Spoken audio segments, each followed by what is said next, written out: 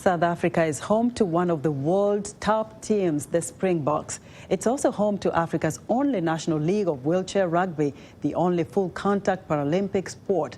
But while wheelchair rugby is an amateur sport with limited resources, there is no shortage of dedication and determination. Marisa de Klerk reports from South Africa's capital, Pretoria, where South Africa's top teams recently went head-to-head.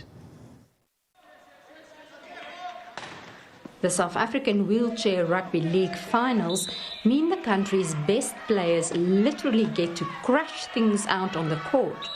Okkie Anker of Pretoria dreamt of becoming a Springbok, like many of the country's rugby-playing boys. But he broke his neck during a high school match in 2011.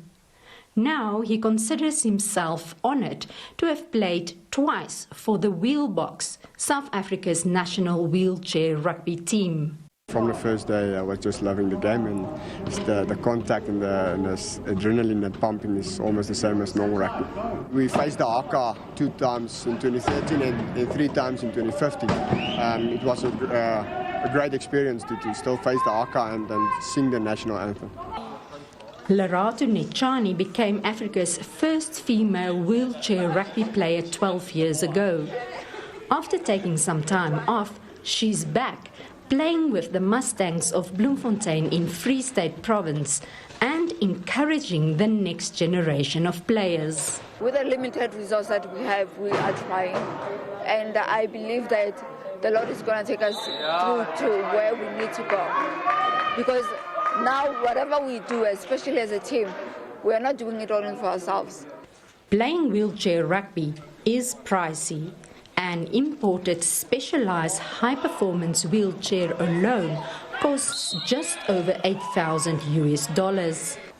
But a former Wheelbok and Mustang player developed a beginner's chair that costs about 1/5 the price of imported ones. If we have the means to, as I mentioned, as in South Africa, create awareness amongst the sport with cost-effective chairs, we can just as well do it in other countries, and one of these days have more African countries competing against each other.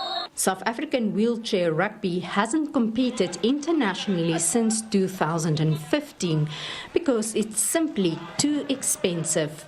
Officials say despite the cost, they're working to develop the sport across Africa. With our affiliation to South African Rugby Union and the other rugby unions in South Africa, we're now slowly starting to create further awareness. And once that awareness has got a good foundation, we're then looking at rolling that out into the rest of Africa. After plenty of sweat, the Mustangs lifted the trophy for the 4th time running in this year's South African Wheelchair Rugby League. Finances permitting, South Africa Wheelchair Rugby hopes to compete internationally again next year. Marisa de Klerk for VOA News, Pretoria, South Africa.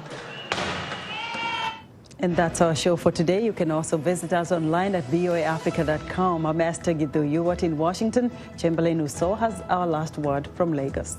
Well, thanks, Esther. We look forward to bringing you another show next week. Don't forget, channelstv.com is your source for news and other programming. I'm Chamberlain Uso. Thank you for watching. Goodbye.